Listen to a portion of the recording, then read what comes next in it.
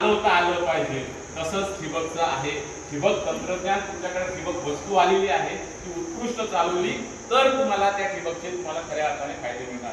म्हणून गरजेनुसार पाणी हा विषय जोपासला पाहिजे, समजून घेतला पाहिजे आणि त्यासाठी प्रयत्न केला गेला पाहिजे. पुढचा विषय, चौथा विषय, सगळ्या झाडांना समान पाणी. समान पाणी कधी जातं? सगळ्या झाडांना सारखं पाणी कधी पडेल? जेव्हा सगळ्या ड्रिपर मधून सारखं पाणी पडेल तेव्हा. सगळ्या ड्रिपर मधून सारखं पाणी पडण्यासाठी ठिबक मधली सगळ्यात महत्वाची अट किती लोकांना माहिती आहे? ठिबक मध्ये एक मोठी अट आहे, एक नियम आहे की नळीच्या शेवटच्या टोकाला 1 किलो प्रेशर असेल तरच 2 लिटरचा ड्रिपर 2 लिटर पाणी टाकतो. 4 लिटरचा असेल तर 4 लिटर पाणी टाकतो. 1 लिटरचा असेल तर 1 लिटर पाणी टाकतो. काय अट आहे? नळीच्या शेवटी किती प्रेशर पाहिजे? 1 किलो. 1 किलो प्रेशर म्हणजे काय? 1 किलो वजन हातामध्ये घेतल्यानंतर जो भार हातावरती पडतो तो म्हणजे 1 किलो प्रेशर. तो प्रेशर त्या पाण्याला असला पाहिजे. मग हा प्रेशर आणायचा कसा, ठेवायचा कसा, मेंटेन कसा करायचा? आज काय होतंय, आज आपण ठिबक घ्यायला जातो तेव्हा तुम्ही त्या दुकानदाराचं, त्या कंपनीचं काहीही ऐकून घेत नाही. तुम्ही फक्त म्हणतात मला पाईप द्या, नळ्या द्या, मी करतो माझं बरोबर. आणि मग घेऊन येतात वस्तू, शेतामध्ये पाईप टाकतात, आपल्याच मनाने नळ्या पसरवतात. किंवा या बाजूच्याने कसं केलं, त्याने कसं केलं. आज बाजारामध्ये जे ठोकताळे चाललेले आहेत अमरूद, त्याच्याप्रमाणे कोणी 50 मीटर टाकते, कोणी 50 फूट टाकते, कोणी 100 मीटर टाकते, कोणी 150 मीटर टाकते. आपल्याकडे जसं चलन चालू आहे त्याच्याप्रमाणे आपण काम करून टाकतो. आणि मग नंतर असं लक्षात येतं की पाणी माझ्या सगळ्या झाडांना सारखं पडत नाहीये. कारण काय?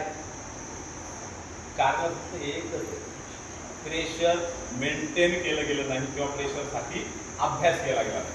बघा, तुमच्या सगळ्यांच्या माहितीसाठी सांगतो, शासनाने, गव्हर्नमेंटने ठिबक योजना जेव्हा राबवायला सुरुवात केली तेव्हा सगळ्यात अगोदर काय केलेलं आहे की प्रत्येक कंपनीला निर्देश दिलेले आहेत की प्रत्येक शेतकऱ्याचा सर्वे झाला पाहिजे. सर्वे करून त्याची डिझाईन बनवली पाहिजे आणि ती डिझाईन इंजिनियरच्या सही शिक्क्या सकट जोपर्यंत प्रकरणाला, सबसिडीच्या प्रकरणाला जोडली जात नाही तोपर्यंत शेतकऱ्याला आम्ही सबसिडी देणार नाही.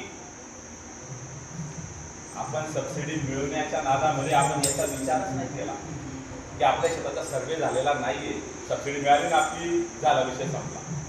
आपण तुमच्या शेताचा सर्वे झालेला नाहीये, डिझाईनच झालेली नाहीये. तुम्ही तुमच्या मनाने नळी टाकली, सगळ्या झाडांना सारखं पाणी मिळतंय का याचा विचार आपण केला पाहिजे. त्यांनी करायच्यापेक्षा पहिली आपली गरज येते. त्याच्यामुळे सर्वे डिझाईन करूनच ठिबक बसवलं गेलं पाहिजे. नळीच्या शेवटी 1 किलो प्रेशर मिळालं पाहिजे. किंबहुना याच्यापेक्षा पुढचं बोलतो, आपण त्या इंजिनियरची किंवा त्या फिटरची सुटका तेव्हाच केली गेली पाहिजे तेव्हा जेव्हा प्रेशर आपण 4 ठिकाणी चेक केलं, तेव्हा चेक करून द्यायला पाहिजे ना. म्हणून माझी सगळ्यांना विनंती, सर्वे करा, डिझाईन करा आणि मग ठिबक करा. म्हणजे सगळ्या झाडांना सारखं पाणी मिळेल, पाण्याबरोबर खतं मिळतील. आणि सर्वे करण्यासाठी, डिझाईन करण्यासाठी 1ही रुपया खर्च लागत नाही. पेट्रोलचे पैसे सुद्धा द्यावं लागत. का बरं करायचं? म्हणजे आपल्याला काय आहे, आपल्याला हे जे तत्वानुसार जायचं असेल तर आपल्याला सिस्टम जी आहे ती परफेक्ट असली पाहिजे. पुढचा महत्वाचा विषय, हे बघा, ठिबकचे खूप फायदे आहेत, सगळ्यांना माहिती आहे. याच्यापेक्षा जास्त फायदे मला माहिती आहे ना. ठिबकने पाणी वाचतं, मजूर वाचतं, खत वाचतं, विजेची बचत होते, शेती सोपी होते, शेतीचं काम सोपं होतं. निंदण चालू असेल, फवारा चालू असेल, अजून काही शेतामध्ये कामं चालू असतील, चालू असताना देखील पाणी आणि खत चालू राहू शकतं. हा ठिबकचा फायदा आहे. आणि अजून सगळ्यात शेवटी आणि महत्वाची गोष्ट, क्वालिटी सुधारते, रंग सुधारतो, चव सुधारते आणि उत्पादन दुपटीने, तिपटीने, काही ठिकाणी 5 पटीने वाढतं. हे ठिबकचे फायदे. पण हे फायदे प्रामाणिकपणे सांगतो, हे फायदे मिळणारे नाही. हे फायदे मिळत नाही, हे घ्यावं लागतात. आपल्याला काय वाटतं, मी ठिबक बसवलं, आता माझं पाणी वाचेल, माझं खत वाचेल, आता मजूर वाचेल, आता सगळं चांगलं चांगलं चांगलं होऊन जाईल. तसं नाहीये. त्याच्यानुसार काम करावं लागेल तरच ते फायदे आहेत. दुर्भाग्याने आपण काय करतो, लावून देतो आणि सगळं विसरून जातो आणि रात्रभर पाणी चालवतो. पाणी वाचेल का? नाही वाचणार. तुम्ही रात्रभर पट पाण्यासारखं पाणी देऊन राहिले. पाणी वाचणार नाही, खत वाचणार नाही, मजूर वाचणार आहे. तोही फक्त पाणी द्यायचा, निंदनाचा मजूर वाचणार नाही. त्याच्यामुळे ठिबकचे फायदे खऱ्या अर्थाने आपल्याला घ्यायचे असतील तर त्यानुसार काम करणं गरजेचं आहे. बघा अजून एक महत्वाची गोष्ट, आपण ठिबक घ्यायचा विचार करत असताना आपल्याला फक्त दोनच गोष्टी डोक्यामध्ये आहेत. कोणते पाईप घ्यायचे, कोणत्या नळ्या घ्यायच्या. ठिबक म्हणजे पाईप नळ्याच का फक्त? ठिबक मध्ये 3 प्रकारचं साहित्य आहे. 3 प्रकार काय काय आहे बघा. ठिबक मध्ये ना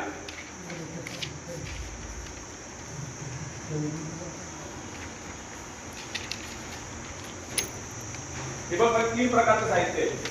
विहीर आणि बोरवेल जवळ लागणारं साहित्य है ना, विहीर असेल किंवा बोरवेल जवळ लागणारं साहित्य त्याला म्हणतात हेड कंट्रोल युनिट. त्याच्यानंतर विहिरीपासून तर शेतापर्यंत घेऊन जाणारी पाईपलाईन आहे, पीव्हीसी असेल, सबमेन असेल है ना, पीव्हीसी मेन लाईन, पीव्हीसी सबमेन, ही जी पाईपलाईन आहे ही पाईपलाईन त्याला म्हणतात वितरण व्यवस्था, घेऊन जाणारी पाईपलाईन. आणि तिसरं ड्रिप मॅनिफोल्ड. ड्रिप मॅनिफोल्ड म्हणजे त्याच्यामध्ये रबर है ना, छिद्र पाडून जे रबर टाकतो, टेकअप घेतो, त्याच्यानंतर प्लेन नळी, ठिबकची नळी, त्याच्यानंतर त्याच्यामध्ये असलेले ड्रिपर आणि शेवटी एंड कॅप. तर हे सगळं साहित्य ड्रिप मॅनिफोल्ड मध्ये. आता आपला फोकस 1 आणि 2 पाईप आणि नळ्या, पण प्रत्यक्षात मात्र हे सगळ्यात जास्त महत्वाचं आहे. हे जर परफेक्ट असेल तर आयुष्य मिळणार आहे ठिबक. नाहीतर 2 वर्षामध्ये ठिबक बघा.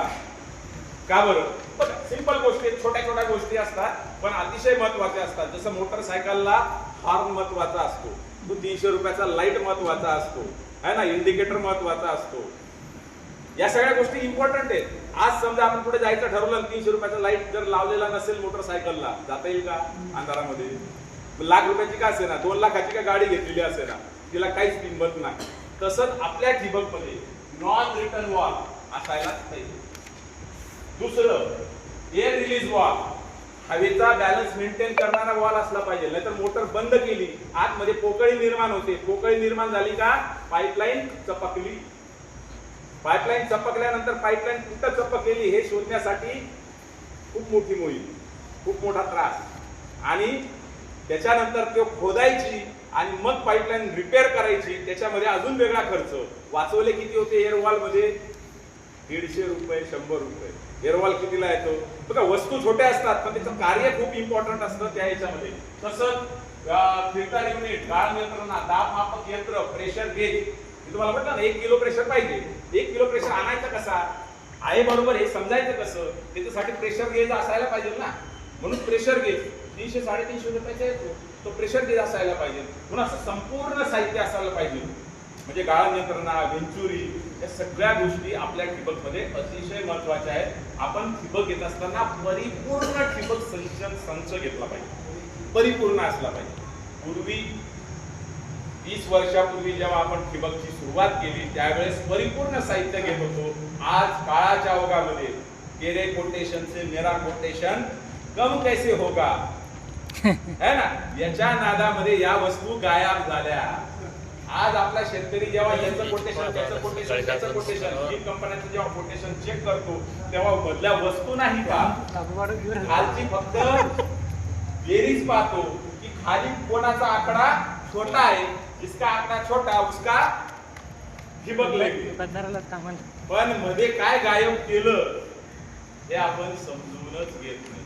कृपया माझी सगळ्यांना विनंती आहे, 4 कंपन्यांच्या निश्चितपणे कोटेशन घ्या, हरकत नाही, घ्यायलाही पाहिजे. पण जेव्हा तुलना करतो, बरोबरी करतो, कम्पेअर करतो, तेव्हा त्याच्यामध्ये या व्यक्तीने काय काय वस्तू आपल्याला दिलेल्या आहेत, काय प्रमाणात दिलेल्या आहेत याचा आपण विचार केला गेला पाहिजे. नाहीतर बऱ्याचदा आपण त्याच्यामुळे गाफील होतो आणि थोडक्यात आपली ज्याला म्हणतात ना की फसवणूक झाल्यासारखं होतं. मला फसवणूक शब्द चुकीचा आहे ऍक्च्युअली. त्याच्यामध्ये आपण मूर्ख बनतो. कशामुळे? आपल्याच वृत्तीमुळे. फक्त खालचा आकडा पाहिजे वृत्ती. त्याच्यामुळे थोडंसं अभ्यासू वृत्तीने काम केलं गेलं पाहिजे. ठिबक मध्ये फिल्टर अतिशय महत्वाचे आहेत. आपल्याकडे समजा बोरवेल असेल, बोरवेल मधून वाळू येत असेल तर हायड्रोसायक्लोन फिल्टर बसवला पाहिजे. समजा आपला तलाव असेल, नदीचं पाणी असेल, शेवाळ येतं तर सँड फिल्टर बसवला पाहिजे. गरजेनुसार फिल्टर निवड करून त्या ठिकाणी बसवली गेली पाहिजे. ह्या फिल्टरला सुद्धा सबसिडी मिळते. पण ते अगोदरच त्यावेळेसच घ्यावं लागतं है ना. सुरुवातीला जेव्हा आपल्याला सर्वे केला गेला आहे, आपल्या पाण्यात काय प्रॉब्लेम आहे माहिती आहे, त्याच्यानुसारच हे घेतलं गेलं पाहिजे. म्हणजे या अतिरिक्त हेड खाली सबसिडी मिळते. ज्याच्याकडे व्यवस्थित पाणी आहे त्याला हे दोघे फिल्टर घ्यायची गरज नाही. ज्याच्या पाण्यामध्ये वाळू पण येत नाहीये किंवा शेवाळ पण येत नाहीये त्यांना हे दोघे फिल्टर घ्यायची गरज नाही. पण मात्र कंपल्सरी फिल्टर मध्ये स्क्रीन फिल्टर किंवा डिस्क फिल्टर या दोघांपैकी एक फिल्टर असायलाच पाहिजे. पाणी गाळूनच आपल्या सिस्टीम मध्ये गेलं पाहिजे म्हणजे ड्रिपर चोक होणार नाही. आता 99% स्क्रीन फिल्टरचा वापर केला जातो आणि 1% डिस्क फिल्टरचा वापर केला जातो. जिथं नॉर्मल पाणी आहे, नॉर्मल फिल्ट्रेशनची गरज आहे, तिथं स्क्रीन फिल्टर वापरा. जिथं सूक्ष्म गाळण यंत्रणेची गरज आहे, फाईन फिल्ट्रेशनची गरज आहे, तिथं डिस्क फिल्टर वापरला गेला पाहिजे. आता याच्यातही फिल्टर वापरला पाहिजे म्हणून फिल्टर घेऊन घेतात. शेतामध्ये गेल्यानंतर आम्ही ठाकूर साहेब आम्ही अभ्यासतो, पाहतो, भेटतो शेतकऱ्यांना, तेव्हा आम्हाला असंही निदर्शनात आलं आहे की वरतून फिल्टर व्यवस्थित असतो पण त्याच्यातली जी जाळी असते ती जाळी शेतकरी काढून ठेवलेली असते. बिगर फिल्टरचे बिगर जाळीचं जर फिल्टर आपण वापरतोय त्याला काय अर्थ आहे ना. चहा गाळताना बाईने नुसतं असं ऍक्टिंग केल्यासारखं झालं तर आपल्याला चहा चांगली मिळेल का? तसाच कार्यक्रम आहे हा. म्हणजे नावाला काहीतरी फिल्टर लावलेला आहे तिथं. पाणी गाळून गेलं पाहिजे. कशासाठी?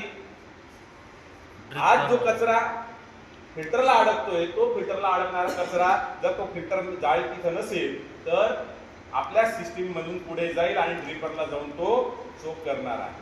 म्हणून जाळी सकट फिल्टर असायला पाहिजे.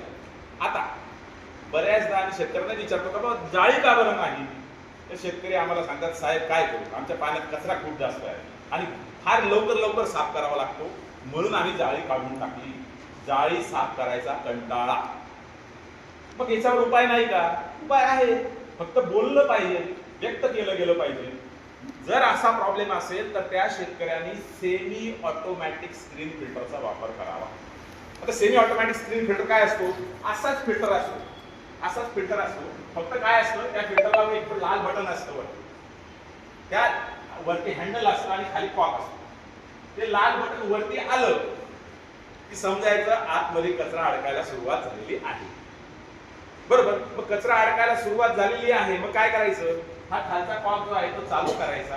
वरचा हँडल 4-5 वेळा उजवीकडे, त्याच्यानंतर 4-5 वेळा डावीकडे फिरवायचं. आतून फिल्टर साफ होईल. चालू सिस्टीम मध्ये मोटर बंद न करता, ठिबक बंद न करता आपला फिल्टर साफ होऊन जातो.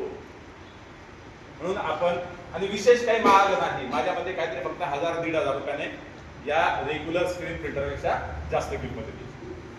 त्याच्यामुळे आपण सेमी ऑटोमॅटिक स्क्रीन फिल्टरचा वापर करावा असं या ठिकाणी मी सजेस्ट करतो. त्याच्यानंतर पुढचा एक महत्त्वाचा विषय, सिस्टीमची जी फिटिंग आहे ती पीव्हीसी मध्ये करू नका. वरची जी फिटिंग आहे ती पीव्हीसी मध्ये नका करू. फिटिंग जी आहे ती लोखंडी रेडीमेड असेंब्ली येतात किंवा एसडीपीच्या असेंब्ली येतात त्याच्यामध्ये करा. का बरं? बघा, आपण जर पीव्हीसी मध्ये फिटिंग केली तर काय होईल? उन्हामुळे त्या पीव्हीसी वरती काय होते ती कवरते. म्हणजे काय, त्याला काळी पडते. कालांतराने थोडा जरी धक्का लागला की ती ठिसूळून गेलेली असते, त्याच्यामुळे ती लगेच क्रॅक मारते. मग काय होईल? लिकेजेस चालू होतील. लिकेजेस चालू झाले का त्या ठिकाणी जाणं आणि काम करणं अवघड होऊन जातं. काटे, झाडं, झुडपं याची वाढ होते आणि आपल्या शेतामध्ये आपल्या युनिट जवळ नुसतं फर्टिगेशन करण्यासाठी सुद्धा रात्री पाठी जायला आपल्याला जीवावर येते, भीती वाटते. त्याच्यामुळे फिटिंग जी आहे ही वरची फिटिंग हेड युनिटची खास करून ती रेडीमेड असेंब्ली येतात, लोखंडी पण येतात, एसडीपीच्या पण येतात. फ्लॅनला फ्लॅन जोडायची असते, नुसते नट टाकले कसले की तुमची हेड युनिट जी आहे ती तयार होऊन जाते. तर अशी हेड युनिटचा सुद्धा आपण वापर करावा. अजून एक महत्वाचा विषय, ठिबकच्या नळ्या 3 प्रकारच्या आहेत, 12 mm, 16 mm, 20 mm. तिघही नळ्या अगदी सारखं काम करतात. बरेचदा या बाबतीमध्ये सगळा गोंधळ आहे शेतकऱ्यांच्या मनामध्ये. जसं आजकाल त्या व्हॉट्सअपवरती, त्या फेसबुकच्या याच्यामध्ये जे रील्स येतात ना, त्याच्याने सगळा गोंधळ करून ठेवलेला आहे ना. अर्धवट माहिती आणि ज्याला वाटेल तो आज रील बनवतोय. म्हणजे की चुकीची माहिती असते बऱ्याचदा, की अगदी विरोधाभास असतो. तर आपण त्याच्यावरती न भरोसा करता प्रत्यक्षामध्ये ती गोष्ट समजून घेतली गेली पाहिजे. बघा सिंपल गोष्ट, 12 mm ची नळी असो, 16 mm ची नळी असो, 20 mm ची नळी असो, या तिघही नळ्यांमध्ये जर कधी 1.25 फुटावरती 2 लिटरचा ड्रिपर असेल तर तिघही नळ्यातून 1.25 फुटावरती 2 लिटर पाणी पडेल का नाही? बरोबर. मग पाणी वेगळं पडणार आहे का तिघ नळ्यांमधून? जर तिघही नळ्यांमध्ये 1.25 फुटावरच ड्रिपर आहे, 2च लिटरचा डिस्चार्ज आहे, तर तिघही नळ्यातून 2च लिटर पाणी पडणार आहे सगळ्या ठिकाणी. मग पाणी जर सारखं पडणार आहे तिघ नळींमधून तर पट्टा पण सारखा ओला होईल. पट्टाही जर सारखा ओला झाला तर पीक सुद्धा सारखंच वाढणार आहे, सारखंच उत्पादन भेटणार आहे. मग फरक काय आहे 12, 16, 20 मध्ये? फरक फक्त एकच आहे, 12 mm चं तोंड 12 mm चं आहे, 16 mm चं तोंड 16 mm चं आहे, 20 mm चं तोंड 20 mm चं आहे. त्याच्यामुळे वॉटर कॅरिंग कॅपॅसिटी, पाणी घेऊन जायची क्षमता ही बदलते. 2 इंची पाईपात, 2.5 इंची पाईपात आणि 5 इंची पाईपात, लांबून धरणावरनं जर पाईपलाईन करायची असेल तर 5 इंची, जोगेली करायची जायते 3 इंची आणि शेतात असेल तर 2.5 इंची. आपण कशाच्या बेसवर किती लांब जायचे. तसं याच्यामध्ये सुद्धा जेव्हा आपल्याला साधारणपणे 50 मीटरच्या आत काम करायचं आहे, बघा 12 mm ची 1.25 फुटावर 2 लिटरची नेटाफिमची ड्रीप लाईन ही 50 मीटर पर्यंत म्हणजे साधारणपणे 150 फुटापर्यंत लांब टाकता येते. आता याच्यामध्ये मी आतापर्यंत सुरुवातीला ओळख दिल्यानंतर फक्त आत्ता शब्द वापरला नेटाफिम. का बरं? ती कंपनीनुसार सुद्धा बदलते, कारण कंपनीचे ड्रिपर वेगळे, ड्रिपर बदलले की त्याची पाणी घेऊन जायची क्षमता बदलते. काही कंपनीचे ड्रिपर हे जॉयनर सारखे असतात, गोल पुंगळीचे. ते जर गोल पुंगळीचे ड्रिपर जर आतमध्ये टाकलेले असतील आणि 1-1 फुटावर किंवा 1.25 फुटावर असतील तर पाणी गुतत पुढे सरकतं. परिणामी प्रेशर लॉस होतो. प्रेशर लॉस झाला म्हणजे शेवटी 1 kg प्रेशर येण्यासाठी लवकर तिचा 1 kg प्रेशर येऊन जाईल. परिणामी तिची पाणी घेऊन जायची क्षमता कमी होऊन जाते. त्याच्यामुळे 12 mm 50 मीटर पर्यंत, 16 mm जी आहे ती 85 मीटर पर्यंत आणि 20 mm 110 मीटर पर्यंत टाकली गेली पाहिजे. लांबी कशावर आहे? याच्यावर आहे. 12, 16, 20 याच्यावरती लांबीचा विषय जो आहे तो त्याच्यावर आहे. आपण उगाच शेजारच्याने 20 mm ची नळी टाकली म्हणून मी 20 टाकायची, कॉलर टाईट करायची, याला काही अर्थ नाही. मी उलट म्हणतो, आपलं जर 12 mm मध्ये काम होत असेल तर 12 mm ची नळी पहिले निवड केली गेली पाहिजे, मग 16 mm ला प्रिफरन्स दिला पाहिजे, मग 20 mm ला. कारण 12 mm च्या नळीपेक्षा 16 mm ची नळी 2-4 रुपयाने महाग आहे. म्हणजे 10-12 हजाराचा खर्च जास्त आहे 16 mm ला, आणि 16 पेक्षा 20 ला 15-1 हजारचा खर्च जास्त आहे. आपला खर्च मर्यादित ठेवण्याची जबाबदारी इंजिनियर लोकांवरती सोडू नका, त्या डीलर वरती सोडू नका. तुमचा खर्च कमी करणार नाही, ते तुमचा खर्च वाढवण्यामागेच राहतील. नाही ना, सगळे नेटाफिम सारखे नाही. त्याच्यामुळे आपण 12 mm चा, 16 mm चा आणि 20 mm चा विचार आपण स्वतः पहिले केला गेला पाहिजे. निर्णय आपल्या शेताच्या लांबीनुसार घेतला गेला पाहिजे.